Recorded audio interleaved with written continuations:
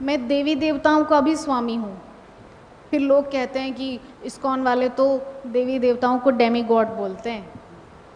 मतलब रोतलेपंथी लोग रोते ही रहते हैं, इस्कॉन ने ये कर दिया वो कर दिया। अरे भैया, भगवान कह रहे हैं, भगवान ने जो कहा वही हमने पालन किया।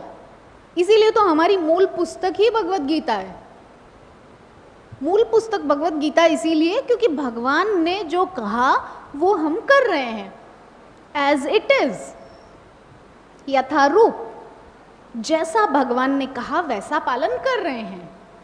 कुछ मनगढ़ंत नहीं है कि हमने नया सिद्धांत स्थापित किया है साहब, अब ये पालन होगा, भगवान के सिद्धांत तो देखे जाएंगे। नहीं, ऐसा नहीं है। जो जो भगवान ने कहा है उसी का पालन हो रहा है। तो इसीलिए भैया हमने तो भगवान कृष्ण को ही भोक्तारम यज्ञ तपसाम मान के उनके चरणों में समर्पित हो गए। फिर उन्होंने ये भी कह दिया कि देवी देवताओं का भी मैं ही स्वामी हूँ। तो फिर जिनके स्वामी देवी देवता हैं हम उन्हीं के पास जाएंगे ना, है कि नहीं। मान लीजिए कोई व्यक्ति है, वो प्रधानमंत्री का सचिव है, सेक्रेटरी है, तो क्या हम सेक्रेटरी के पास ही बैठे रहेंगे? आप तो बहुत अच्छे हैं, आपकी बहुत जय जयकार हो, आप ऐसे आप वैसे। भाई सेक्रेटरी से मिल गए, बात कर ली, उससे बोलिए कि हमको प्रधानमंत्री के पास ले चलिए, थोड़ा काम है। नहीं, हम तो सेक्रेटरी के ही होके रह गए बस, अब हमको तो सेक्रेटरी ही चाहिए। ये है देवी देवताओं के उपासकों की अवस्था। उनको लगता है कि बस यही सर्वे सर्वा हैं। नहीं, उनसे ऊपर हैं।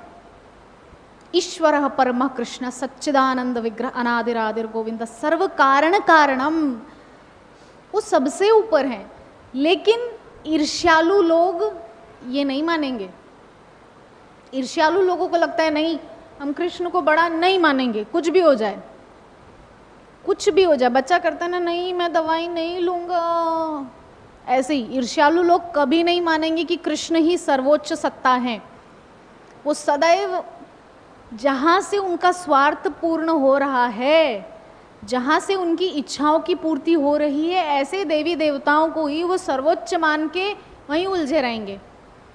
फिर भी भगवान ने कह दिया ठीक है, ये जो तुम्हारी आराधना है ये उतने उच्च लेवल की नहीं है, लेकिन फिर भी तुम जो भी पूजा उनको दे रहे हो ये मेरे पास ही रही है। लेकिन जब तुम चाहते हो कि तुम मेरी ही आराधना करो तो सीधा मेरे ही पास आ जाओ ना, तुमको मैं सब कुछ दूंगा, तुमको मैं अभय दूंगा।